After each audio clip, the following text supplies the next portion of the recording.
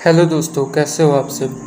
दोस्तों, हर बार की तरह इस बार भी एक रोचक कहानी को लेकर मैं आया हूँ। दोस्तों, ये कहानी जुड़ी है चाणक्य से।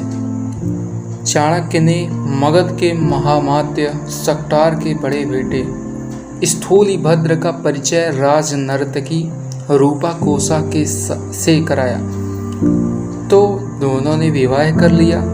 मगर विवाह के बाद सक्टार की मृत्यु ने स्थूलिभद्र में वैराग्य भर दिया। उन्होंने जैन आचार्य संभूति विजय से दीक्षा ले ली, तो रूपकोसा भी वियोगिनी का जीवन जीने लगी। स्थूलिभद्र ने गुरु से आज्ञा लेकर रूपकोसा के महल में ही साधना पूर्वक चतुर्मास बिताया। एक बार आचार्य संभूति विजय के पास सभी शिष्य एकत्र हुए, तो उन्होंने स्थूलिभद्र की साधना को महादुष्कर, एक अन्य मुनि की साधना को दुष्कर बताया।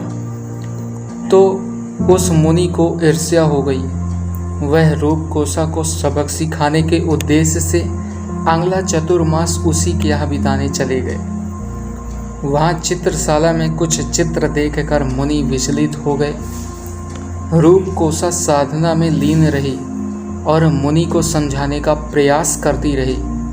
मुनि नहीं माने, तो उसने कहा, मुनिवर, इन दिनों नेपाल नरी साधु संतों को रत्न जड़ित कंबल बांट रहे हैं। एक कंबल ले आओ तो तुम्हारी कामना पूरी हो सकती है। मुनि तत्काल नेपाल की ओर चल दिए और काफी प्रयास से कंबल लेकर आ गए। दासी ने रूपकोसा को कहा कि मुनि आए हैं। रूपकोसा ने कहा, उनसे कहो कंबल दो, तभी अंदर आने की इजाजत मिलेगी। मुनि ने रत्न जड़ित कंबल दे दिया।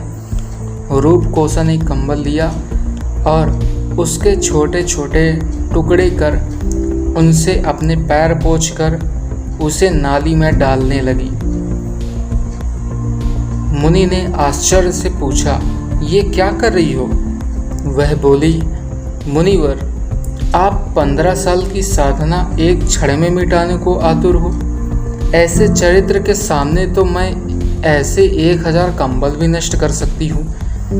यह उत्तर सुनकर मुनि के ज्ञान चक्षु खुल गए और वह सांसारिक ध्यान छोड़ आत्म ध्यान करने लगे और रूपकोसा को अपना गुरु बना लिया। तो दोस्तों, मनुष्य को साध्य पर ध्यान देना चाहिए, ना कि साधन पर। दोस्तों, यह कहानी आपको कैसी लगी?